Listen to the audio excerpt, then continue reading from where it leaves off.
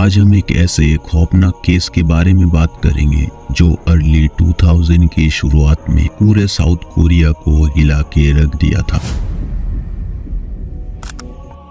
You Yong चुल, जो आज के दिनों में द रेनकोट किलर के नाम से जाना जाता है, जो अपने आप को वैम्पायर कहता था, जिसने देश को अपनी अपराधों की दास्तां सुनाई। उसके जानलेवा किस्से और साइकोलॉजी को समझने के लिए आइए हम साथ में खुद को ले चलते हैं उन अंधेरों रास्तों पर। शुरू करते हैं कहानी द रेनकोट किलर की।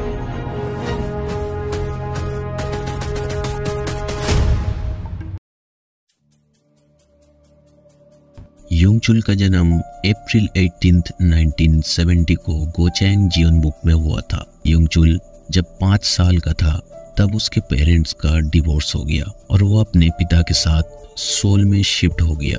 योंग चुल के पिता की फाइनेंशियल कंडीशन बहुत खराब थी, जिस वजह से उनके जिंदगी बहुत गरीबी में गुजर रही थी और आगे चल के ये एक वजह बन जाता है जिसकी वजह से योंग चुल को अपने स्कूल में बुली किया जाता था और इसकी वजह से योंग चुल के दिल में अमीर लोगों के खिलाफ नफरत भर जाता है और ये नफरत आगे चल के बहुत खतरनाक मोड़ लेने वाला था। योंग चुल को पेंटिंग करना, गिटार बजाना, सिंगिंग करना बहुत पसंद था, इसीलिए वो एक आर्ट स्कूल में अप्लाई करता है, लेकिन उसके खराब परफॉर्मेंस की वजह से उसे सिलेक्ट नहीं किया जाता है, इसीलिए वो एक दूसरे स्कूल में चला जाता है। सीरियल किलर बनने से पहले भी योंग चुल को काफी बार अरेस्ट किया गया था। 1988 से लेके 1993 के बीच में 3 बार चोरी के लिए अरेस्ट हो गया था, जिसमें उसको टोटल 10 महीनों की सजा हुई।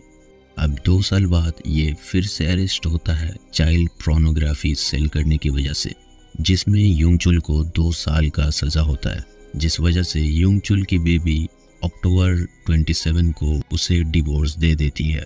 जेल से छूटने के बाद योंग चुल अपना पहला कत्ल करता है।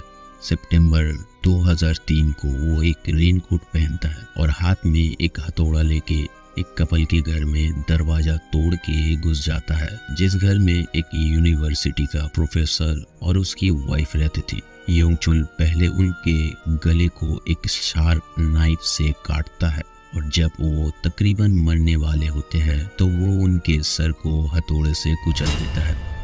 योंग चुल इस मर्डर को एक चोरी दिखाने के लिए सारा सामान इधर उधर फैला देता है, लेकिन वो कुछ भी चोरी नहीं करता।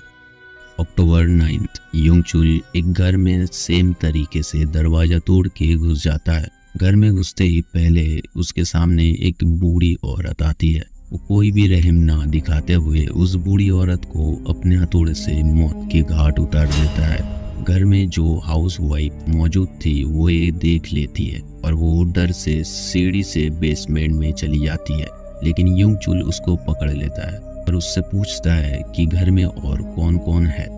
वो बेचारी अपने मौत को सामने देख के बता देती है कि ऊपर कमरे में उसका एक बेटा है जो डिसेबल है। योंग चुल उस लड़की को अपने हथौड़े से मारता है और ऊपर वाले कमरे में चला जाता है और उस डिसेबल बच्चे को सर के बल झुकने को कहता है, फिर उसके सर को हथौड़े से कुचल देता है।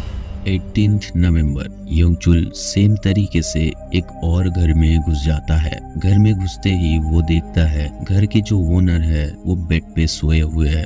योंग चुल बिना कुछ सोचे उनको मौत के घाट उतार देता है। कुछ ही सेकंड बाद योंग चुल नोटिस करता है उससे कुछ ही दूरी में एक लेडी अपने गोद में एक बच्चे को लेकर खड़ी है। योंग चुल उस बच्चे को लेडी के गोद से ले लेता है और उस बच्चे को सोफे पे सुला देता है। उसके बाद वो उस लेडी को बहुत बेरहमी से अपने हथौड़े से मार देता है और वहां से भाग जाता है। लेकिन कुछ ही दूर जाने के बाद योंग चुल को ख्याल आता है कि कहीं पुलिस उसे उसकी डीएनए से पकड़ ना ले, इसीलिए वो उस घर को जला देता है। खुशकिस्मती से उस बच्चे को रेस्क्यू कर लिया जाता है। फिर कुछ दिनों के लिए योंग चुल मर्डर करना बंद कर देता है। साल 2003 सितंबर 11 योंग चुल एक कॉल गर्ल को डेट करता है, लेकिन किसी तरह से उस लड़की को योंग चुल के पुराने क्रिमिनल रिकॉर्ड्स के बारे में पता चल जाता है। वो लड़की तुरंत योंग चुल से ब्रेकअप कर लेती है, जिस वजह से योंग चुल अपना मौत का खेल फिर से शुरू कर देता है।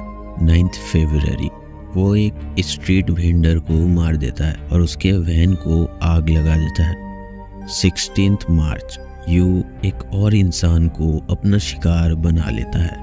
उस इंसान को मारने के बाद उसके टुकड़े टुकड़े करके सोगैंग यूनिवर्सिटी के सामने फेंक देता है। 16 अप्रैल को वो एक इंसान को मार देता है सिर्फ नकली गांजा बेचने के लिए। अब युंगचुल कॉल गर्ल्स को अपने अपार्टमेंट में बुलाने लगा और उनको अपने हथौड़े से मार के उनके शरीर के कई सारे टुकड़े करता है और उन टुकड़ों को अलग अलग जंगलों में फेंक देता है और उनके सर को वो अपने बाथरूम में सजा के रखता है। ऐसे करके यू ने 11 मर्डर्स किए जिसमें से 8 कॉल गर्ल्स थे। अपने फाइनल मर्डर करने के 2 दिन बाद एक मसाज पार्लर में एक कॉल आता है। वो कॉल एक मिसिंग लड़की के नंबर से आता है जिसे देख के मसाज पार्लर के स्टाफ को शक हो जाता है और वो पुलिस को इस बारे में इन्फॉर्म कर देती है, जिसके कुछ ही देर बाद यू को अरेस्ट कर लिया जाता है। सितंबर 6, 2004 यू को कोर्ट में पेश किया जाता है जहां वो उसके विक्टिम्स के परिवारों से माफी मांगता है, लेकिन वो ये भी कहता है कि अगर मैं छूट गया तो फिर से कत्ल करना शुरू कर दूंगा।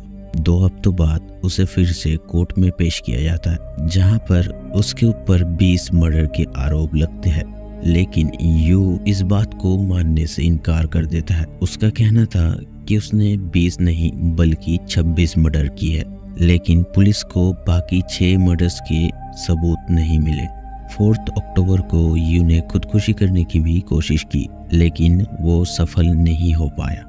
सितंबर 13 में यू को कोर्ट में गिल्टी साबित कर दिया जाता है और उसे लाइफ सेंटेंस की सजा दिया जाता है, क्योंकि तब डेथ सेंटेंस बैन कर दिया गया था साउथ कोरिया में। ये कहानी सिर्फ एक कातिल की नहीं है, ये एक ऐसा डर है जो रात के अंधेरे में बसती है। यू जैसे दरिंदे कभी भी कहीं भी दस्तक दे सकते हैं। किसी पर भी सोच समझ के भरोसा करें। जैसे कि यू ने कहा था, लोग इतने आसान शिकार कैसे बनते हैं।